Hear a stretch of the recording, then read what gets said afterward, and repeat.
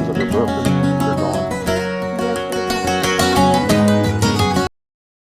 Hey, welcome to the Paranormal Griddler, and I think this is probably going to be our first video. This is December, what is it, December 16th. what here? Huh? 16th. 16th, we're 1 week away from Christmas, and we thought we'd come out today and show you a place that's pretty, it's an interesting place. It's one of the places that a lot of us had a lot of experiences all at one time. We're actually up on Rockton Mountain right now, and this is where when we first started investigating this area, it was because of a historical sighting that we had, that we received, that the Pennsylvania Bigfoot Society actually received back up by the truck. After that, we just came back here and was starting to work the area. But this was one of the first places we came, and right over in here used to be a line of pine trees, no bigger than this, no bigger than probably about 4 feet or so. They were lined up the whole way across there, and what we found was each one of them on the top of it, the branch or the top was broke over and twisted.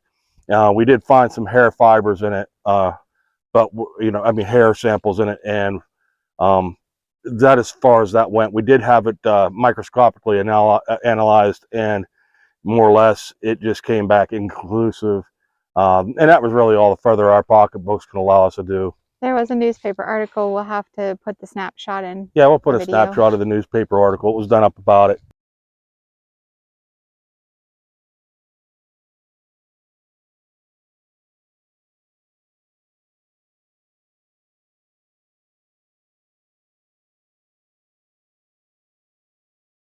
That I want to tell you about real quick is another group from northern Pennsylvania up here.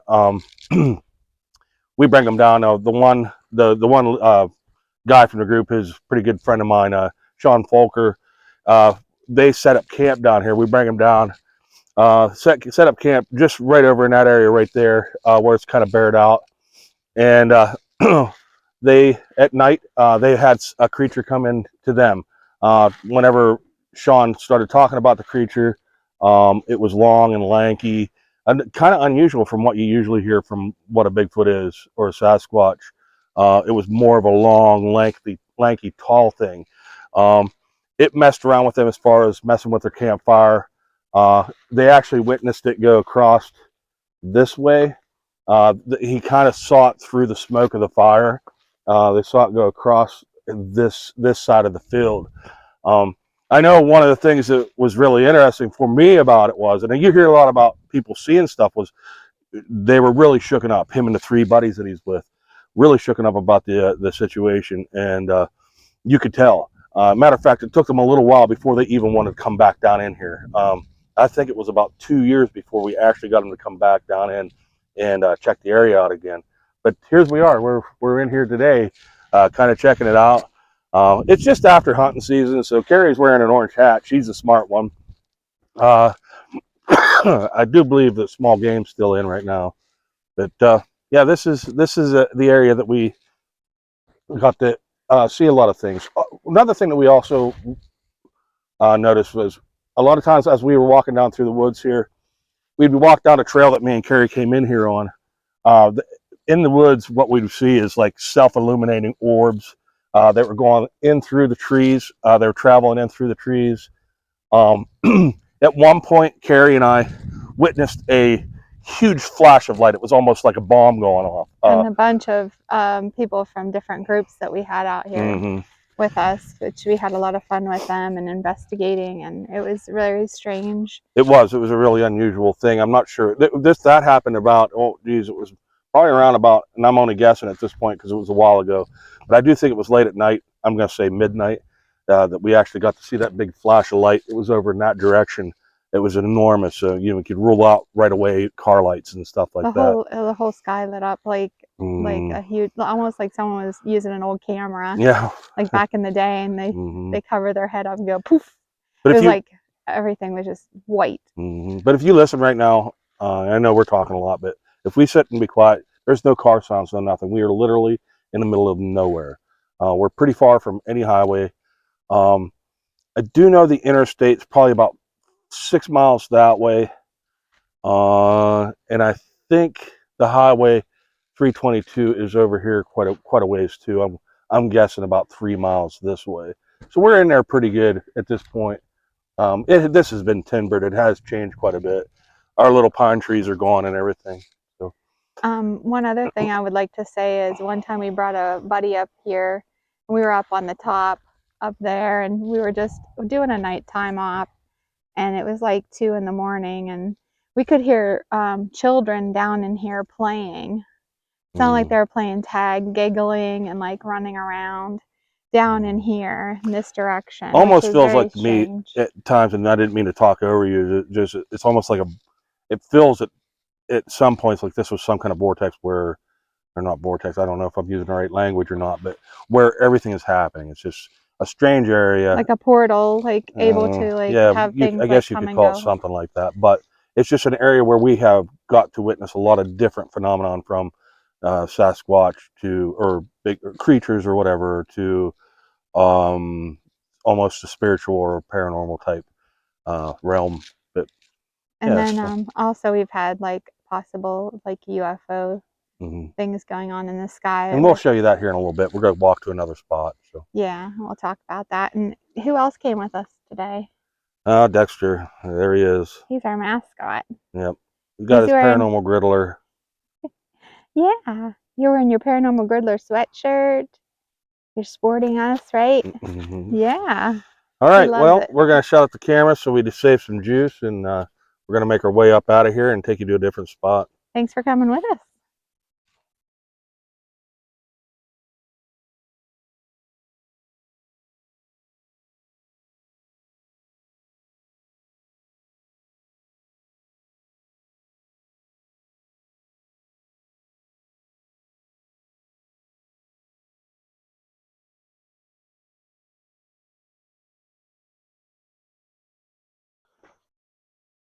All right, so here we are at our second spot, and it's a little bit closer to the truck, and my stomach is growling. It won't be too long until we start making our dinner, and hopefully you stick around for that.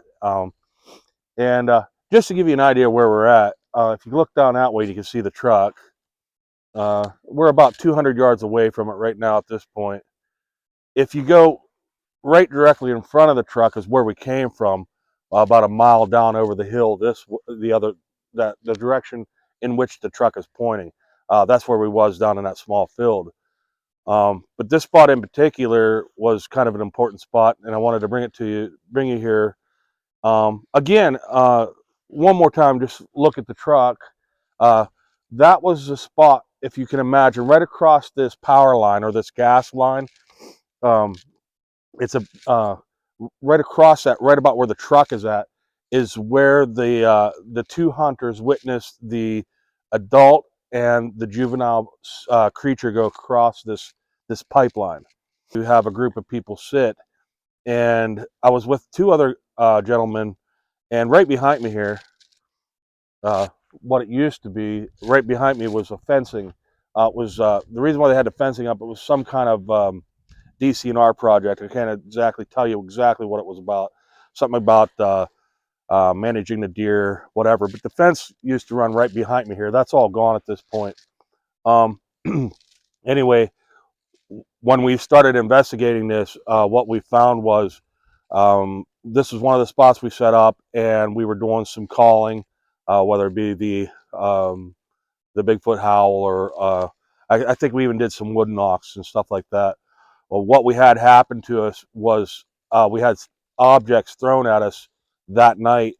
Throughout the night, it lasted at least a good hour, and you could hear them from across there.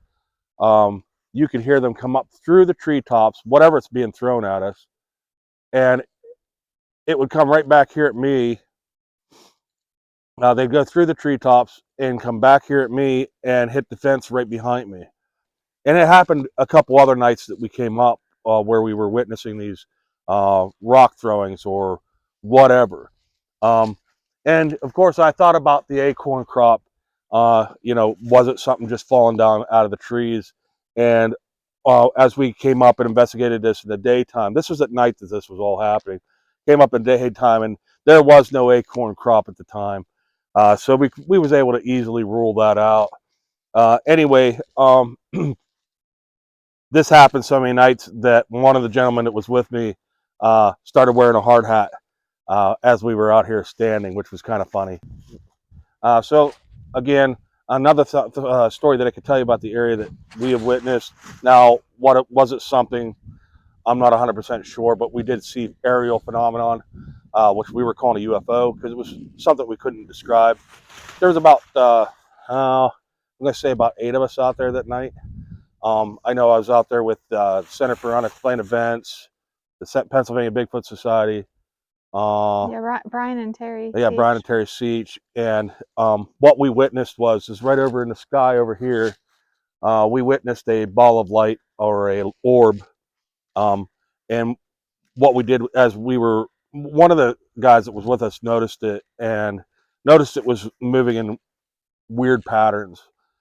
And he thought, well, maybe it was my eyes playing tricks on me. And so we all kind of got together and was paying attention to this object. And now again, I'm not ruling out like gases in the sky making things move or whatever, but what we witnessed this ball doing is a pendulum type movement. It did figure eights. It did like circles. It even at one point came in towards us. Then it sucked back and then kind of just disappeared on us at that point. That was the last we saw at that. But just an interesting story. So, if it was something that kind of solidifies what I said about this being sort of some sort of hot spot for all realms of the paranormal. In through here, we have found shelters, what we were calling stick structures. I'm sorry, I probably shouldn't call them shelters. There were stick structures, but you can see there's a lot of fall down in here. Weather does do some funny things, but these things almost seem purposely placed where we couldn't find where they originally came from. Things like that. Well, they were all brought together. First we saw it. Well, that was down in the bottom. We should have showed them that. We did find one down in the bottom where it was a bunch of small trees in a circle that was all brought together, kind of all bent inwards. And these trees were probably about 3 inches in diameter, maybe a little bit more. And they were brought in together almost to make sort of like an igloo type. We were able to fit 6 people. 6 people? I think it was 6 people we were able to fit underneath it at the time. So that's how big it was. It was pretty substantial. So, and all the trees were still planted.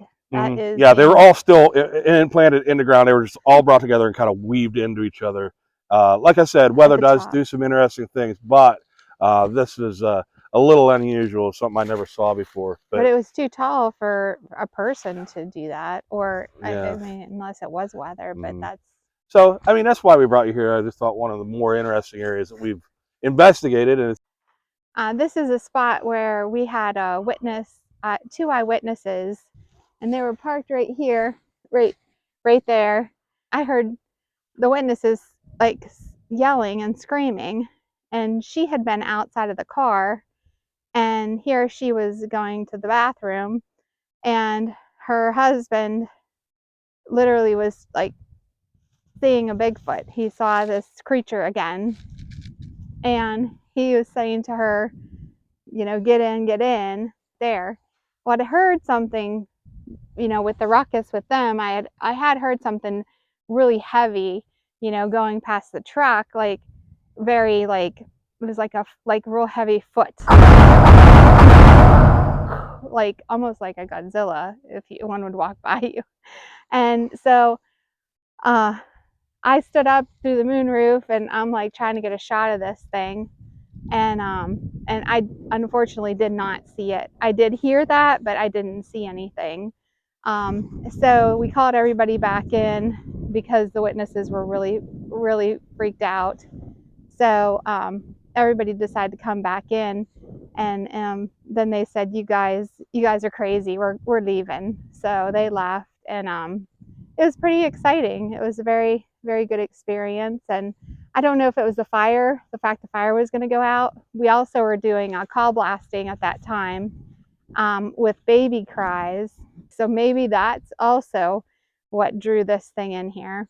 But with the pendulum and everything that we had seen right here and all the weird stuff in the sky, and then that happened, this is definitely a very peculiar place, which is awesome. Thanks. Yep. I think at this time we're going to move the truck to a flatter spot so we can set stuff up and start making our dinner, right? Yep. Okay. So here we are, all set up. I did my best with the drone to kind of show the setup. I don't know how that's going to work.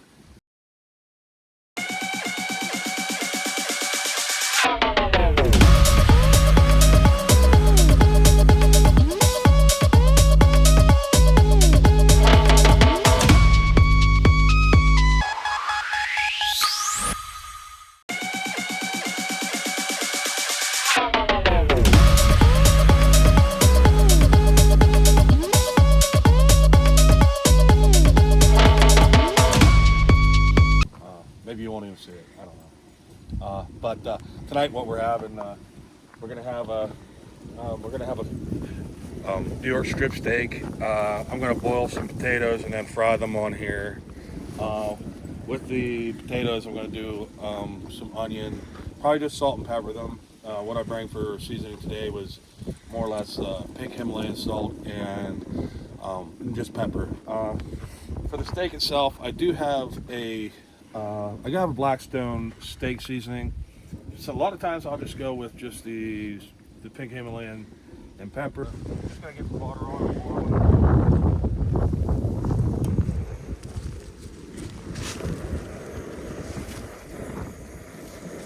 Hopefully this is steady enough. You know what? Maybe I'll move this down to the ground where it's a little bit more steady.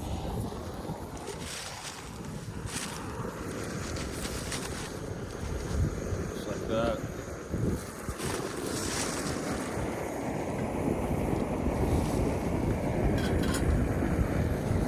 That's a really nifty pot.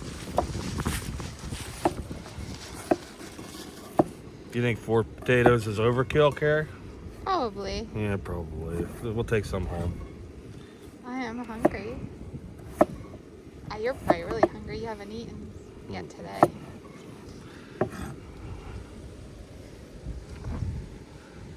And then what I'll do whenever I start frying them, I'll cut up an onion, and the onion I'll put it on raw, and it'll cook with the potatoes. It's no big deal. Nice.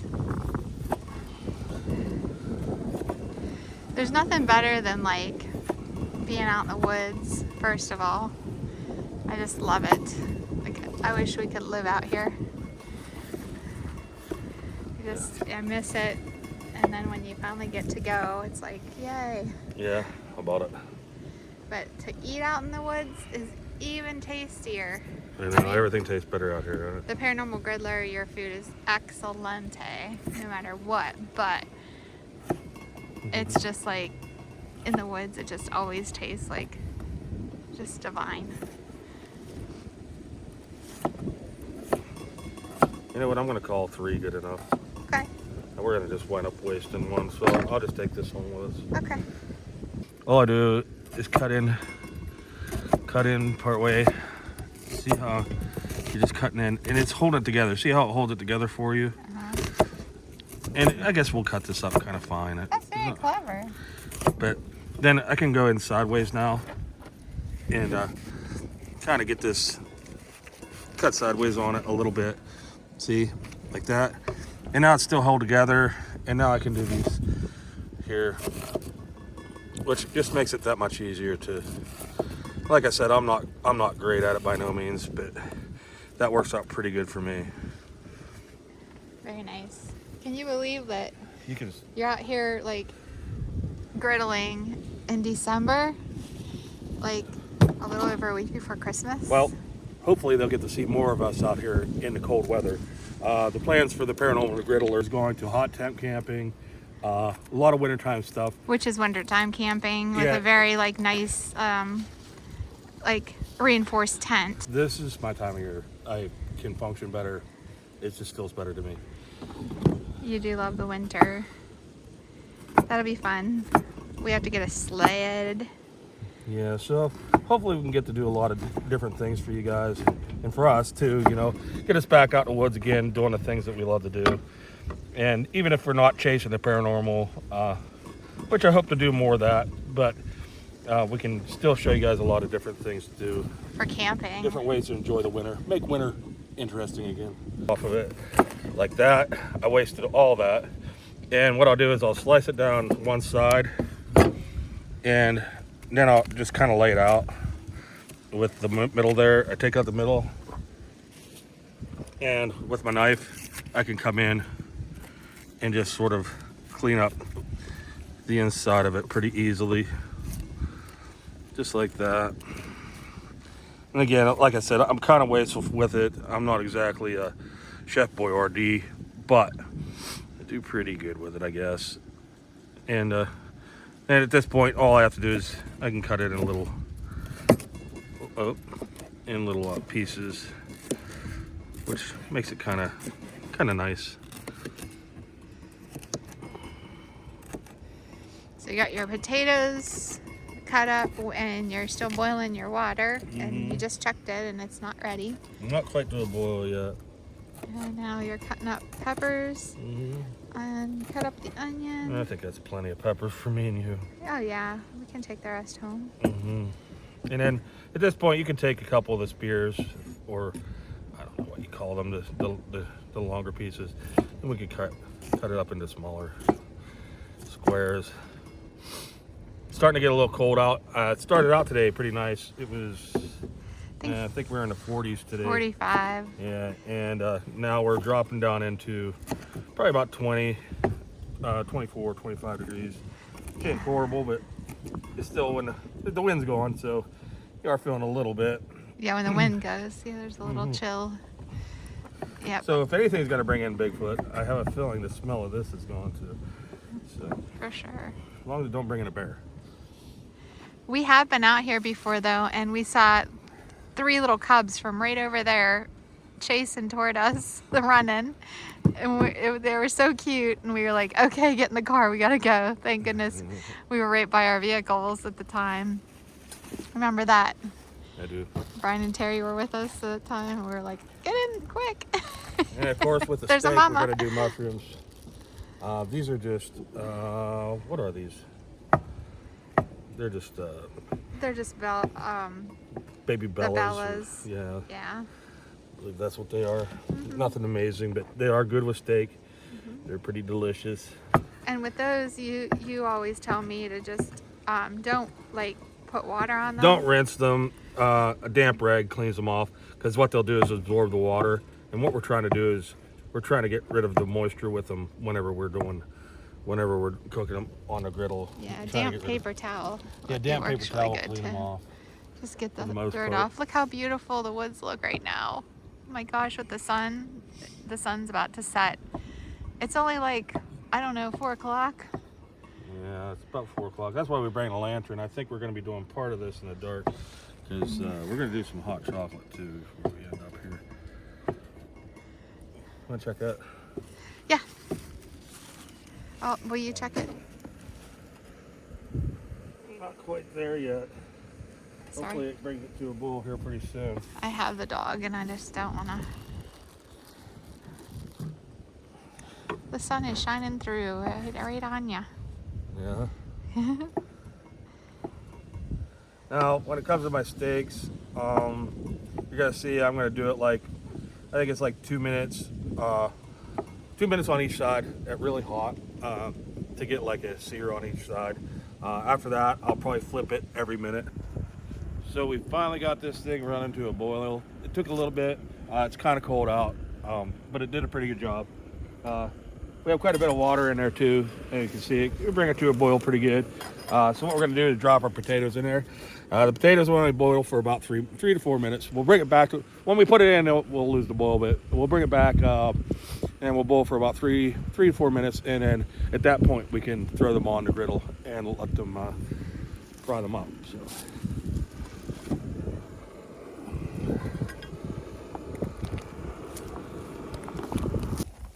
All right, so we're ready to throw the steaks on. You can see I pulled the potatoes off to the side there, but what we're going to be putting on this is Blackstone Steakhouse. I'm not going to go very. I'm going to put it on pretty liberally. I like a lot of it.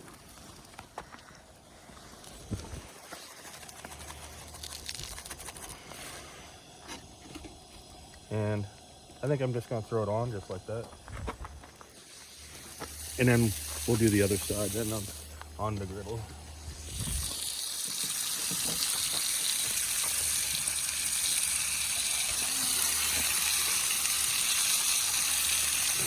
Like that.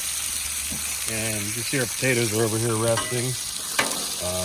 What's left of them, what didn't fall on the ground.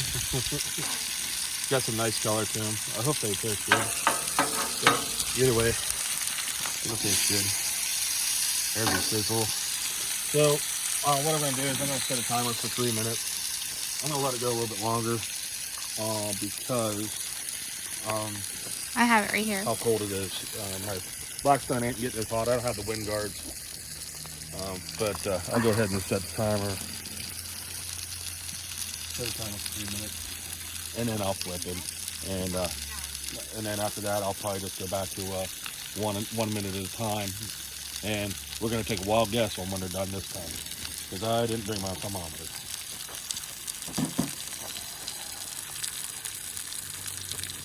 And I think at this time we're going to put on the mushrooms and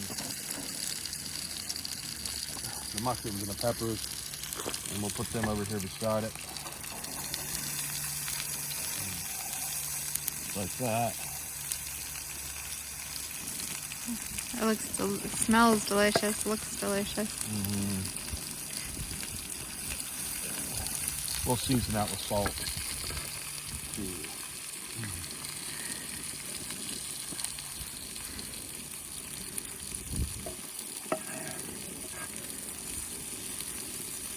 Got the lantern going.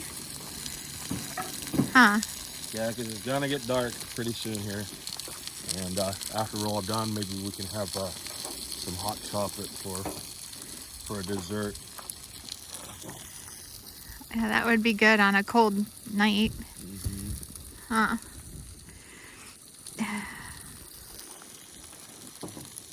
Flip these and see how they look. Again, not running as hot as it usually does. Pretty cold out, but we'll see what they look like. Oh yeah, that's looking pretty nice. See, they got that nice crust on it. So normally I don't have a whole lot of room here. You try to get them on a little bit of a harder spot. Anyway, 3 more minutes, then I'll go to 1 minute at a time.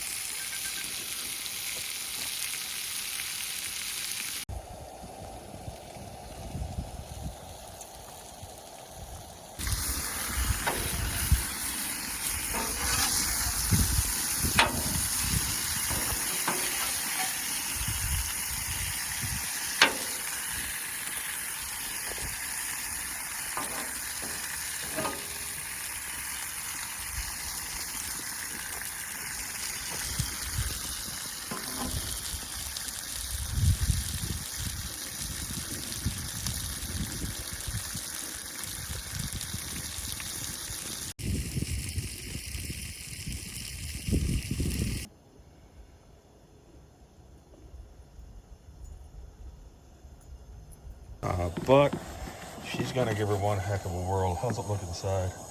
Let's look. Oh, nice. A little bit pink. Yeah. A little pink? Yeah, I didn't overdo it. Good job, huh? Yeah. Yeah, let's see how they taste. Let's try it. I can't wait. It smells delicious. I'm gonna get a little piece here.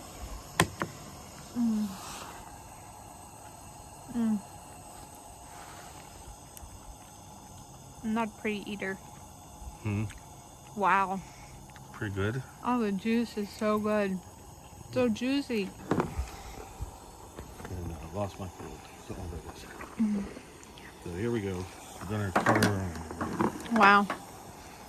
Wait till you try this. I'm looking forward to it.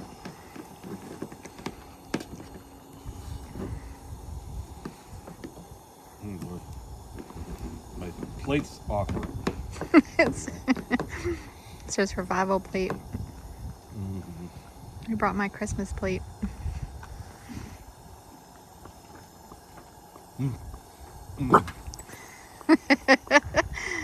Visitors?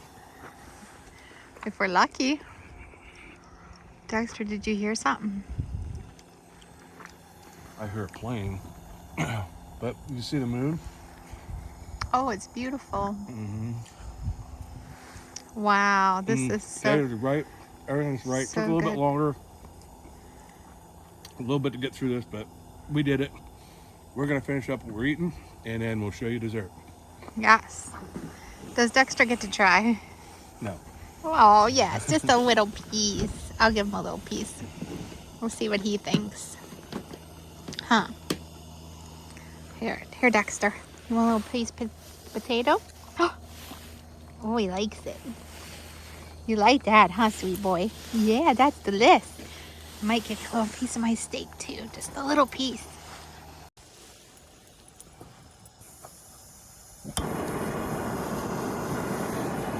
Don't be like that.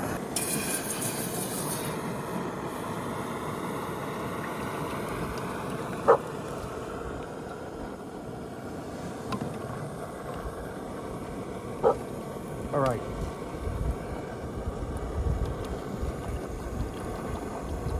Okay.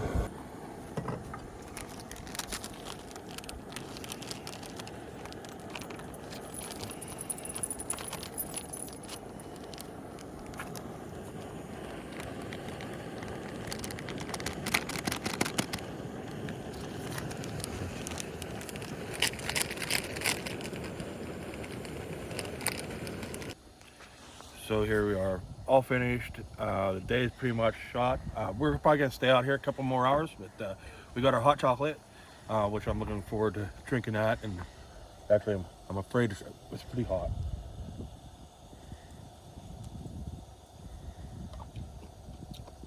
Just sweet enough. I thought I put too much water in, but it worked out. I'm gonna sit out here for a few hours, drink our hot chocolate, and there's Carrie's sitting waiting for her. And I hope you enjoyed the video. Hope it ain't too long. But if you do like it, and you want to see more, you can like and subscribe and hit the bell so you can hear us, or so you can get notifications. And yeah, that'd be greatly appreciated. And Can I try the hot chocolate? yeah, you want to try the hot chocolate? Yeah. I'm gonna show Carrie trying her hot chocolate. Show them the moon. You want to see the moon real quick? Yes, it's gorgeous. I don't know if you can see it real good. It's pretty hard to zoom into that. Pretty nice moon tonight. I'm a Bigfoot. So you got your Bigfoot hot chocolate. Oh, it feels so good out on a cold night. It's awesome. Thank you.